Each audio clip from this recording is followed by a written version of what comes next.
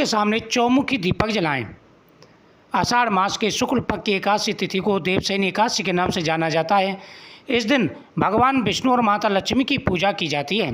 कहते हैं कि इस व्रत को करने से व्यक्ति की सभी मनोकामनाएं पूरी हो जाती हैं, साथ ही आपकी आय और धन में वृद्धि होती है। इस दिन व्रत और पूजा के साथ साथ सभी प्रकार की मनोकामनाओं को पूरा करने के लिए भगवान शिव का अभिषेक करना चाहिए। भगवान कृष्ण की पूजा के बाद में तुलसी माता को जल दें। नीचे गिरे हुए तुलसी पत्र भगवान को समर्पित करें। इस दिन तुलसी को स्पर्श ना करें। साथ ही इस दिन भगवान का पूजन करते हुए इस कथा का श्रवण करें। इस कथा के श्रवण करने से अटल सौभाग्य, धन प्राप्ति होती है, आयु की वृद्धि होती है। इस दिन घर में स्वास्थ्य चिन्ह बनाएं। हाथ में तुलसी पत्र लेकर के ओम नमो भगवते वासुदेवाय नमः मंत्र का जाप करते हुए भगवान कृष्ण को समर्पित करें। साथ ही इस दिन भगवान शिव का अभिषेक करें और भगवान शिव को बेलपत्र अर्पण करें। इस दिन चावल न भगवान विष्णु को न ही भगवान शिव को चढ़ाएं। धर्मराज युधिष्ठिर ने पूछा कि भगवान, आषाढ़ मास के शुक्ल पक्ष में कौन सी एकादशी आती है, उसका नाम और विधि क्या है, यह बताने की कृपा करें। भगवान श्री कृष्ण बोले, हे राजन, आषाढ़ शुक्ल एकादशी का नाम देवशयनी है। मैं उसका वर्णन करता हूँ। वह मान, पुण्यमयी, स्वर्ग एवं मोक्ष प्रदान करने वाली, सब पापों को हरने वाली, वह अक्षय सुख और धन देने वाली है। आषाढ़ शुक्ल पक्ष में देवशयनी एकादशी के दिन जिन्होंने कमल पुष्प से भगवान विष्णु का पूजन तथा एकादशी का व्रत किया, उन्होंने तीनों लोकों और तीनों सनातन देवताओं का पूजन कर लिया। हर शयनी एकादशी के दिन जो व्यक्ति भगवान की पूजा करते हैं उनके सभी मनोरथ पूरे हो जाते हैं। हर शयनी एकादशी के दिन मेरे एक स्वरूप राजा बाली के यहाँ रहता है और दूसरा क्षीर सागर में शेषनाग की सैया पर तब तक शयन करता हूँ जब तक आगामी कार्तिक की एकादशी नहीं आ जाती। अतः आषाढ़ शुक्ल एकादशी से लेकर कार्तिक शुक्ल एकादशी तक मनुष्य को भली भांति धर्म का आचरण करना चाहिए। जो मनुष्य इस व्रत का अनुष्ठान करता है वह परम गति को प्राप्त होता है। एकादशी को रात में जागरण करें। शंख चक्र और गदा धारण करने वाले भगवान विष्णु की भक्ति पूर्वक पूजा करनी चाहिए। ऐसा करने वाले पुरुष के पुण्य की गणना करने में चतुर्मुख ब्रह्मा भी असमर्थ हैं। राजन, जो इस प्रकार भोग और मोह के प्रदान करने वाले सर्व पापहारी एकादशी के उत्तम व्रत का पालन करता है, वह जाति का चांडाल होने पर भी संसार में सदा मेरा प्रिय करने वाला है। चारों धर्मों के व्यक्तियों को एकादशी का व्रत अवश्य करना चाहिए। जो मनुष्य दीपदान, पलाश के पत्ते पर भोजन और व्रत करते हुए चतुर्थ मास व्रत का नियमों का पालन करते हैं, उन्हें हर प्रकार का सुख और वैभव प्राप्त होता है। जो व्यक्ति जीवन में आ रहे सारे कष्टों का निवारण चाहते हैं, उन्हें एकादशी का व्रत अवश्य करना चाहिए। इस प्रकार से पूजन करें। इस दिन गौ माता की पूजा करें। भगवान कृष्ण के सामने दीपक जलाएं, फल पुष्प फूलमाला अर्पण करें, फिर इस कथा का श्रवण करें। प्राचीन समय की बात है, एक राजा थे जिनका नाम था मानधाता। राजा मानधाता बड़े ही पुण्यकारक थे। हर प्रकार के पुण्य कर्म करते थे। सदा ही अपनी प्रजा का ध्यान रखते थे। वह भगवान विष्णु का पूजन, भगवान शिव का पूजन तथा दान पुण्य करना, यज्ञ अनुष्ठान करना, हर प्रकार के कार्यों को करते थे। लेकिन कहते हैं कि आने वाले समय का किसी को पता नहीं होता है।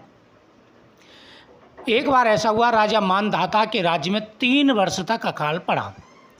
राजा के राज्य में प्रजा दुखी रहने लगी, हर प्रकार का कष्ट होने लगा। राजा भी दुखी रहने लगे, क्योंकि जब प्रजा दुखी होगी तो राजा भी दुखी होगा। अब राजा ने विचार किया कि मैंने ऐसा कौन सा पाप कर्म किया है जिसकी वजह से मेरी प्रजा इतनी दुखी है। राजा ने अपने मन में विचार किया, चलो मुझे राज्य से बाहर जाना चाहिए। मैं जंगल में जाता हूँ और देखता हूँ किसी ऋषि मुनि की कृपा हो जाए, इस दुख से निवारण मिले, मेरी प्रजा सुखी हो। प्रजा ने भी राजा से निवेदन किया। राजा बड़ा परेशान था। घूमता घूमता राजा अंगरा ऋषि के आश्रम में जा पहुंचा। अंगरा ऋषि का आश्रम ब्रह्मा की सभा के समान प्रतीत होता था।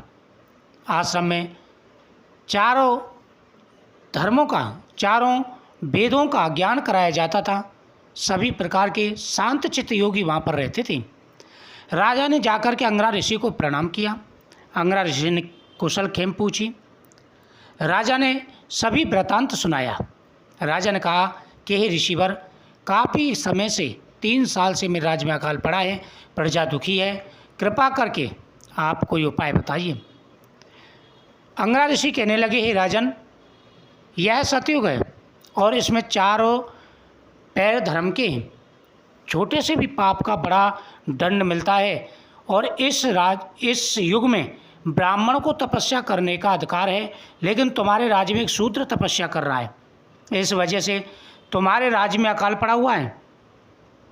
यदि तुम उसका वध नहीं करोगे तो तुम्हें इसी प्रकार का कष्ट भोगना पड़ेगा।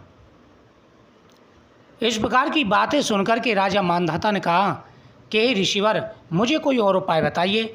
मैं निरपराध किसी की हत्या नहीं करूँगा, हिंसा नहीं करूँगा। यह सुनकर के अंगरा ऋषि कहने लगे, हे राजन, तो तुम्हें मैं एक उपाय बताता हूँ। आषाढ़ मास के शुक्ल पक्ष की एकादशी को देवसैनी एकादशी कहते हैं। तुम उसका व्रत करो। इसके व्रत करने से तुम्हारी राज्य में वर्षा होगी और तुम्हारी मनोकामना पूरी होगी, क्योंकि वह व्रत बहुत बड़ा व्रत है। पूरे नियम के साथ में उस व्रत का करो, आप पालन करो, व्रत करो, भगवान की पूजा करो, कथाओं का श्रवण करो, तो आपके राज्य में अवश्य बारिश होगी। यह सुनकर के अंगरा ऋषि ने उस व्रत की विधि पूछी और कहा कि हे ऋषिवर, जिस प्रकार से आपने मुझे बताया है मैं उस प्रकार से अवश्य व्रत करूँगा। राजा ने पूरी विधि समझी और उसके बाद में फिर व्रत किया। राजा के यहाँ पर धुआंधार वर्षा हुई, मूसलाधार बारिश हुई और प्रजा प्रसन्न रहने लगी। तो इस दिन आपको क्या करना है, भगवान कृष्ण की पूजा करें, उनके सामने दीपक जलाएं, तुलसी पत्र अर्पण करें, गौ माता को मीठा खिला करके आएँ, इस कथा का श्रवण करें, साथ ही भगवान शिव का अभिषेक करें गौ दूध से और भगवान को बेलपत्र अर्पण करें। साथ ही आपको भगवान के सामने चौमुखी दीपक जलाना है और भगवान कृष्ण के सामने पंचमुखी दीपक जलाएं। इससे मनोकामना पूरी हो जाती है। पीपल वृक्ष के नीचे दीपक जला के परिक्रमा करें।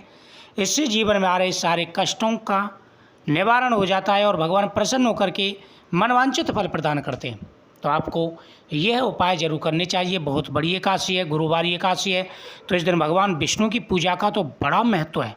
काफ़ी सालों के बाद में योग बना है, तो अवश्य आप पूजन करें। फिर देखना कितनी जल्दी आपकी किस्मत बदलेगी और जीवन में आ रहे सारे कष्टों का निवारण हो जाएगा। मुझे उम्मीद है आपको ये कथा बहुत ही सुंदर लगी होगी। तो आप इन उपायों को करें और कथा करें, भगवान की आरती करें, प्रसाद ग्रहण करें, हर प्रकार के मनोरथ पूरे होंगे। कपूर की आरती इस दिन जरूर करें और उसमें लौंग डालें, इसका विशेष पुण्य प्राप्त होता है। वीडियो को ज़्यादा से ज़्यादा शेयर करें, चैनल को सब्सक्राइब करें, साथ ही कमेंट में ओम नमो भगवते वासुदेवाय नमः जरूर लिखें। आपकी हर मनोकामना अवश्य पूरी होगी।